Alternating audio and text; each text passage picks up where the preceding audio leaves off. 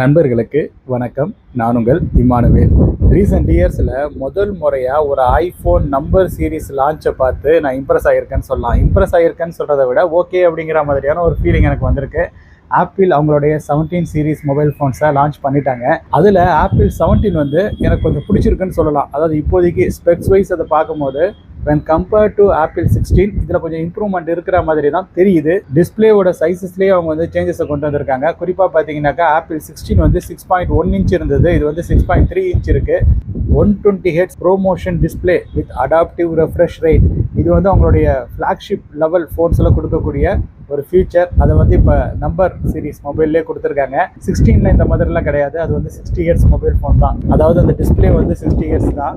இங்கே பார்த்தீங்கன்னாக்கா 120 hertz display. இது வந்து ஒரு மாசான ஒரு விஷயம் when compared to previous model. டிஸ்பிளேயோட பிரைட்னஸ் பார்த்தீங்கன்னாக்கா 3000 நிட்ஸ் அப்படிங்கிற மாதிரி அவங்க வந்து சொல்லியிருக்காங்க. அதாவது பீக் பிரைட்னஸ் 3000 நிட்ஸ். அதெல்லாம் வந்து இம்ப்ரெசிவாக தான் இருந்தது. ஸோ இந்த அளவுக்கு ஐஃபோன் வந்து இம்ப்ரூவ் பண்ணுவாங்கன்னு நானே வந்து எக்ஸ்பெக்ட் பண்ணல. பேட்டரி சைஸில் எப்படியும் அவங்க வந்து ட்விஸ்ட் வச்சிருப்பாங்க, அதை நம்ம வந்து டிஸ்கஸ் பண்ணுவோம். But compare to previous model இது வந்து கண்டிப்பாக ஒரு இம்ப்ரூவ்மெண்ட் தான். சாம்சங் S24 அல்ட்ரா மற்றும் S25 அல்ட்ராவில் இருந்த அந்த ஆன்டி ரிஃப்ளெக்டிங் கோட்டிங்கை இந்த மாதிரியான நம்பர் சீரீஸ்க்கு அவங்க வந்து கொடுத்துருக்காங்க. அதில் பாருங்க, அல்ட்ரா சீரீஸில் தான் அந்த ஆன்டி ரிஃப்ளெக்டிங் கோட்டிங் வந்து கொடுத்துருந்தாங்க டிஸ்பிளேல. இதில் ஆர்டினரி நம்பர் சீரீஸ்லேயே, ஆர்டினரி நம்பர் சீரீஸ்ன்னு சொன்னாலும் விளையாடா விற்கிறீங்க, அது எப்படியே 80,000க்கு மேலே தான் விற்க போறீங்க. அதுலேயே அவங்க வந்து ஆன்டி ரிஃப்ளெக்டிங் கோட்டிங் வந்து கொடுத்துருக்காங்களாம். ஸோ அதெல்லாம் பார்த்தீங்கன்னாக்கா எனக்கு வந்து திருப்திகரமாக தான் பட்டது. இப்போதைக்கு அது ஸ்பெக்ஸ் வைஸ் பார்க்கும்போது இட்ஸ் ஓகே அப்படிங்கிற மாதிரி தான் தோணுது. ஃபியூச்சரில் அந்த ஆன்டி ரிஃப்ளெக்டிங் கோட்டிங் வந்து பீல் ஆஃப் ஆகுதா அப்படிங்கிறதே நம்ம வந்து கூர்ந்து கவனிக்கணும். ஏன்னா சாம்சங் S24 அல்ட்ராவில் நிறைய பேருக்கு வந்து நாளடைவில் அதை யூஸ் பண்ண அந்த anti reflecting coating peel off ஆகிற இஷ்யூ இருக்குது அப்படிங்கிற மாதிரி ரிப்போர்ட் ஆகியிருக்கு.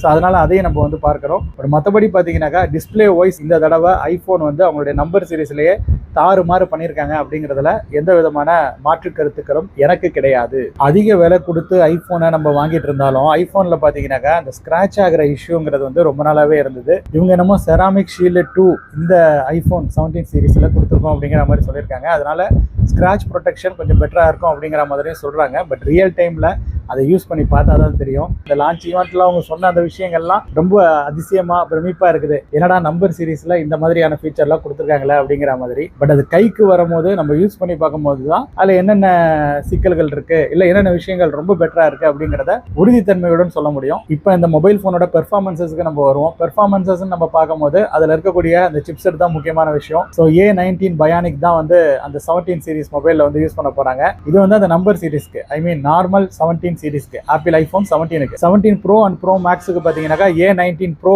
அப்படிங்கிற மாதிரியான ஒரு சிப்செட் வந்து யூஸ் பண்ணுவாங்க. ஸோ அதில் வந்து இன்னும் பெர்ஃபார்மன்ஸ் பெட்டராக இருக்க போகுது. அதெல்லாம் வந்து மாற்றங்கள் கிடையாது. கண்டிப்பாக பார்த்தீங்கன்னாக்கா அந்த ஜிபியூவில் சில பல டிஃப்ரென்சஸ் அவங்க வந்து கொண்டு வந்திருப்பாங்க. இதில் வந்து ஜிபியூ லெவலில் கொஞ்சம் அதை கம்பேர் பண்ணும்போது, அதாவது A19 ப்ரோவை கம்பேர் பண்ணும்போது இதில் ஜிபியூ வந்து கொஞ்சம் டம்மியாக வச்சுருப்பாங்க. டம்மினாக்கா அதுவும் வந்து கேப்பபிள் இல்லைன்னு கிடையாது, அதுவும் வந்து வெல் கேப்பபிள் தான் டே டு டே டாஸ்க்கை வந்து ஹேண்டில் பண்ணுறதுக்கு. அது மட்டும் இல்லாமல் ஒரு ஆர்டினரி கேமர்ஸுக்கு, ஒரு என்ட்ரி லெவல் கேமர்ஸுக்கு கண்டிப்பாக அது வந்து ஒரு பயங்கரமான ஒரு பெர்ஃபார்மன்ஸை கொடுக்கும் அப்படிங்கிற மாதிரி நம்ம நம்பலாம். நாளடைவில் சாஃப்ட்வேர் அப்டேட்டில் அவங்க என்ன பண்ணுவாங்கங்கிறதெல்லாம் நமக்கு தெரியாது. சரி, அதெல்லாம் நம்ம வந்து அப்புறமேல் பேசுவோம். அதெல்லாம் வந்து ஃபோன் வந்து நம்ம கைக்கு வந்த பிறகு பேச வேண்டியது. இப்போதைக்கு பார்த்தீங்கன்னாக்கா இந்த விஷயமும் எனக்கு வந்து பிடிச்சிருக்கு. A19 சிப்செட்டை அவங்களுடைய என்ட்ரி லெவலில் கொடுத்துருக்காங்க. அது மட்டும் இல்லாமல் அது வந்து அதோடைய ப்ரீவியஸ் மாடலுடன், அதாவது A18 பயானிக்குடன் ஒப்பிடும்போது கண்டிப்பாக இம்ப்ரூவ்மெண்ட் உள்ள SoCயாக இருக்கு. பவர் எஃபிஷியன்சியும் கொஞ்சம் பெட்டராக இருக்கும் அப்படிங்கிற மாதிரி சொல்லியிருக்காங்க. பேட்டரி சைஸையும் கொஞ்சம் லைட்டாக இன்க்ரீஸ் பண்ணியிருக்காங்க. என்ன இன்க்ரீஸ் பண்ணியிருக்காங்க, இப்போ 22 மணி நேரம் வீடியோ பிளே பேக்கு இவங்க பண்ணமோ 30 மணி நேரம் அப்படிங்கிற மாதிரி சொல்லியிருக்காங்க. ஏன்டா பேட்டரி சைஸை சொல்ல வேண்டியதுதானடா. 3600 mAh கொடுத்துருக்க போகிறான். கிட்டத்தட்ட அப்ராக்சிமேட்டாக 3600 mAhல இருந்து 3700 mAh இதற்குள்ளதான் வந்து இருக்கும். அதை சொல்லாமல் இவன் என்னமோ வீடியோ பிளே பேக்கை வச்சு ஆற்றுன்னு ஆற்றிட்டு இருப்பான். இன்றைக்கின்னு கிடையாது, என்றைக்குமே ஐஃபோன் மொபைல் ஃபோன்ஸில் இப்படி தான்.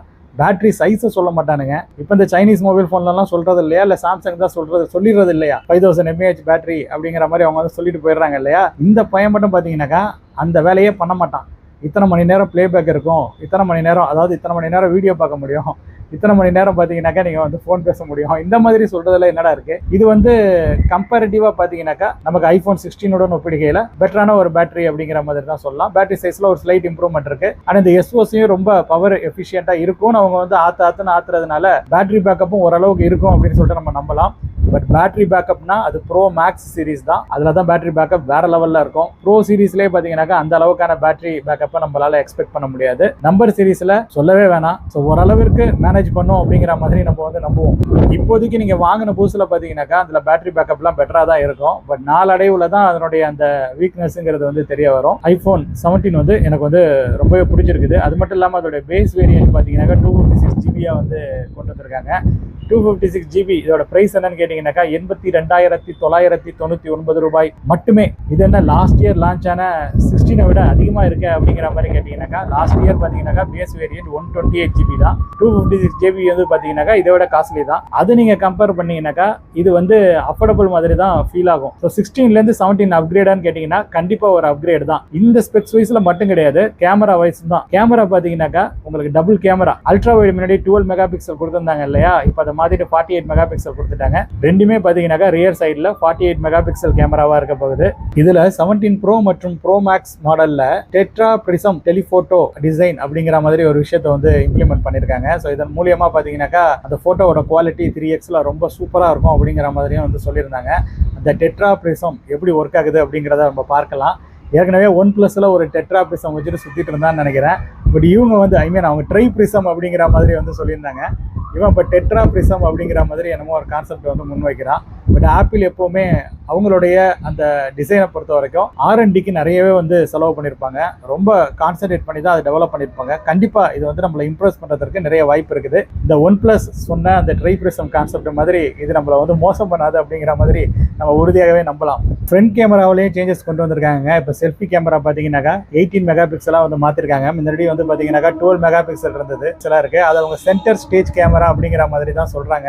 அது என்ன சென்டர் ஸ்டேஜ் கேமரா அப்படிங்கிற மாதிரி கேட்டிங்கன்னாக்கா நம்மளால அந்த நேரத்திலேயே கொஞ்சம் ஒய்டரான ஃபீல்ட் ஆஃப் வியூலையும் ஃபோட்டோஸ் வந்து எடுத்துக்க முடியும். அதே மாதிரி கொஞ்சம் 9:16 அந்த ஆஸ்பெக்ட் ரேஷியோல கூட ஃபோட்டோஸ் எடுத்துக்க முடியும் அட் அ டைம்ல அப்படிங்கிற மாதிரிலாம் வந்து சொல்கிறாங்க. ஸோ இதெல்லாம் வந்து எப்படி இம்ப்ளிமெண்ட் ஆகிருக்கு, இதெல்லாம் வந்து நம்ம யூஸ் பண்ணி பார்க்கும்போது தான் ரொம்ப பெட்டராக நம்மளால தெரிஞ்சுக்க முடியும். பட் இப்போதைக்கு பார்த்தீங்கன்னா அந்த 12 மெகா பிக்சல்ல இருந்து இவங்க 18 மெகா பிக்சல் கேமராவுக்கு மூவ் பண்ணது நல்ல விஷயமா தான் எனக்கு வந்து படுது. அதில் வந்து சென்டர் ஸ்டேஜ்னு அவங்க என்னமோ ஒரு கான்செப்டை முன் வைக்கிறதும் கொஞ்சம் டிஃப்ரெண்டாக தான் இருக்குது. எல்லா சென்சார்ஸையும் யூஸ் பண்ணி நம்மளால வந்து 4K வீடியோஸ்லாம் வந்து எடுக்க முடியும். அண்ட் இதுக்கு முன்னாடி நம்மளுடைய அந்த previous pro and pro max சீரீஸ்ல கொடுத்திருந்த அந்த வீடியோ ஆப்ஷன்ஸ் எல்லாமே பார்த்தீங்கன்னாக்கா இதுலேயே வந்து கொடுத்துருக்காங்க. ப்ரோரஸ் வீடியோ எடுத்துக்கலாம். அதே போல் ஆப்பிள் லாக் 2 அந்த ஃபார்மேட்டில் கூட நம்மளால வந்து எடுத்துக்க முடியும். 4K HDR video higher frame ரேட்ஸில் நம்மளால எடுத்துக்க முடியும். ஸோ இந்த மாதிரி பார்த்தீங்கன்னாக்கா நிறைய நல்ல நல்ல ஆப்ஷன் எல்லாமே என்ட்ரி லெவல் அந்த நம்பர் மாடல்லே அவங்க வந்து கொடுத்துருக்காங்க. ஸோ அதெல்லாம் நல்ல விஷயமா தான் பட்டுச்சு. ஸோ பேட்டரியை நான் ஏற்கனவே டிஸ்கஸ் பண்ணிட்டேன். அவங்க கொஞ்சம் பெட்டரா ஆப்டிமைஸ் பண்ணியிருப்பாங்க. ஸோ SOT ஓரளவுக்கு வரும், மேனேஜபிள் தான். பட் நீங்கள் ஒரு ஹார்ட் கோர் கேமரா இருக்கிற பட்சத்தில் தயவு செஞ்சு ப்ரோ மேக்ஸ் சீரிஸுக்கு போயிடுங்க.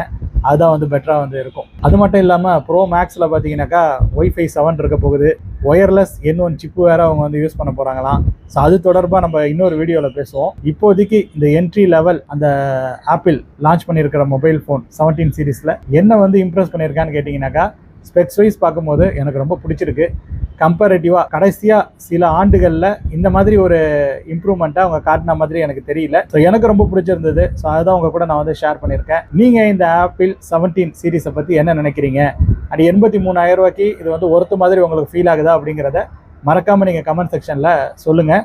இதை தவிர்த்து நம்ம இன்னொரு வீடியோவில் மறுபடியும் சந்திப்போம். அதுவரையில் உங்களிடமிருந்து விடைபெற்றுக் கொள்வது உங்கள் இம்மானுவேல். நன்றி, வணக்கம்.